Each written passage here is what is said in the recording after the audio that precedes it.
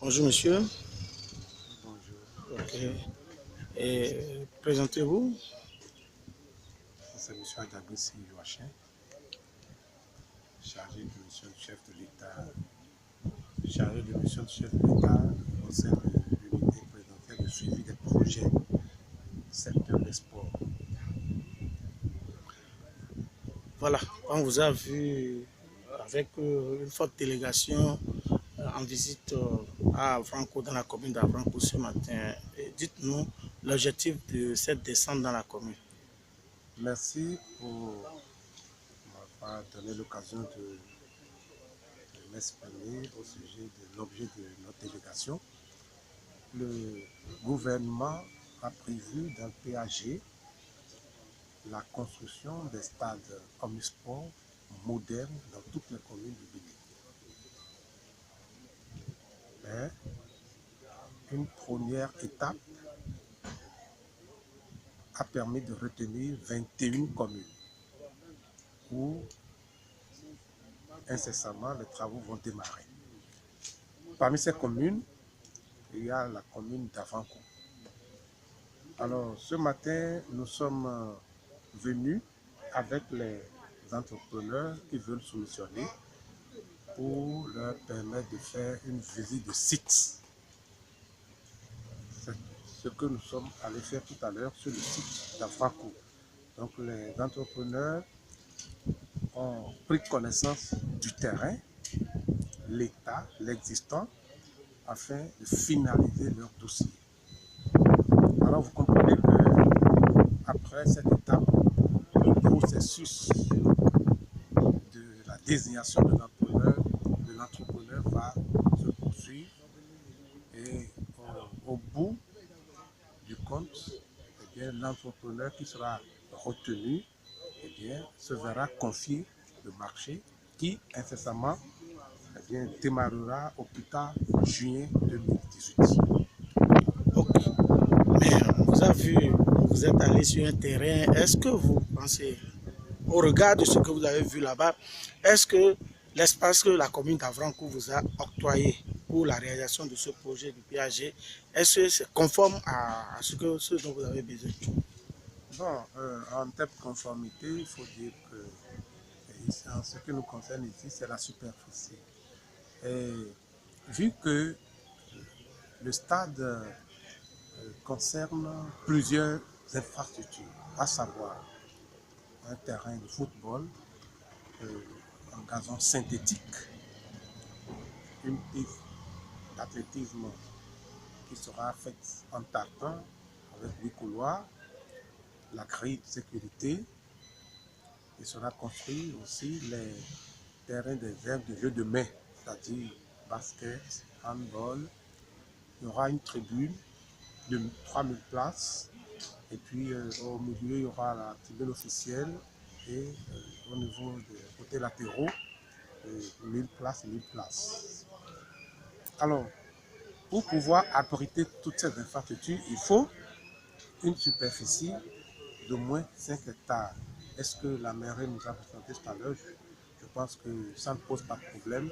Le sol est bien plat. Les entrepreneurs ont constaté. Je crois que en ce qui concerne le terrain, il n'y a pas de problème. Il n'y a pas de problème. Il n'y a pas non plus de bâtiment érigé sur le lieu. Le terrain est disponible. Dès que l'entrepreneur sera désigné, il pourra commencer ses travaux. Voilà, justement, nous savons qu'il s'agit d'un projet de l'État. Souvent, on retrouve des éléphants blancs, c'est des projets qu'on démarre, qu'on abandonne. Alors, vous allez remarquer que tout à l'heure, quand on était sur le site, il y avait la population qui nous observait. Alors, dites-nous, quelle assurance vous donnez à la population d'Avranco pour un bon aboutissement de ce projet? Ça, vous venez d'aborder un aspect important qui tient à cœur du chef de l'État. Éléphant blanc, pendant le règne de notre président Pakistan, personne n'aura à vivre cette amère expérience. C'est justement pour ça que je vous ai dit que moi, en tant que chargé de mission chef de l'État, je suis dans une structure qu'on qu'on appelle unité présidentielle de suivi des projets. Suivi. Ça veut dire que le chef de l'État a pris des dispositions pour que tous les projets contenus dans le PAG soient suivis au quotidien, pour qu'on n'en arrive pas à des marchés abandonnés, des travaux commencés mais qui ne finissent pas. Vous ne verrez pas cela. J'invite la population d'Avrancourt à avoir confiance et comprendre que le gouvernement est tout à fait conscient de cette expérience que nous avons connue dans notre pays jusqu'à un passé récent, mais ça ne va pas se répéter en notre temps. Nous mettrons tout en œuvre pour que un projet qui commence connaisse un terme heureux. Il y aura un aboutissement heureux. Il n'y aura pas d'éléphant blanc. Je peux rassurer la population par rapport à cela. Nous y veillerons au quotidien. Je dis au quotidien, au jour le jour. Tous les problèmes, parce qu'il n'y a pas de travaux sans quelques problèmes en cours de déroulement. Ces problèmes seront identifiés au fur et à mesure et des solutions adéquates leur seront apportées en temps opportun pour que le projet se réalise dans le délai contractuel. Alors, merci. Alors, en matière de la réalisation, du temps de réalisation de ce projet, puisque vous venez de rassurer la population d'Avrancourt, alors vous avez dit que les projets, les travaux vont probablement démarrer en juin. Alors, jusqu'à quand la commune d'Avrancourt, la population peut déjà bénéficier de la réalisation, c'est-à-dire jusqu'à quand on peut finir, on peut dire voilà, le projet là est fini. Non, je ne peux pas tout de suite dire quel est le délai d'exécution. Puisque vous savez, ça rentre dans le processus de marché, mais la population peut être rassurée que lorsqu'un délai sera défini, identifié, défini plutôt, eh bien, à l'issue du délai, les travaux seraient terminés. Je peux les rassurer là-dessus. Les gens peuvent déjà constater les travaux qu'on a démarrés, puisqu'il y a plusieurs travaux qui sont en cours de déroulement actuellement en ce qui concerne les routes.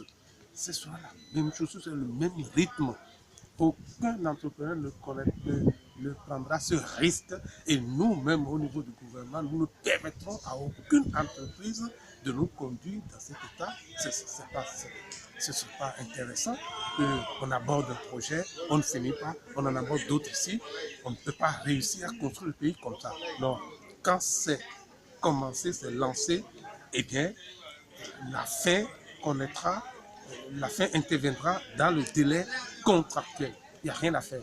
Et les entreprises, l'entreprise qui sera retenue, il mettra les bouchées doubles pour que tout se passe dans les règles de l'art.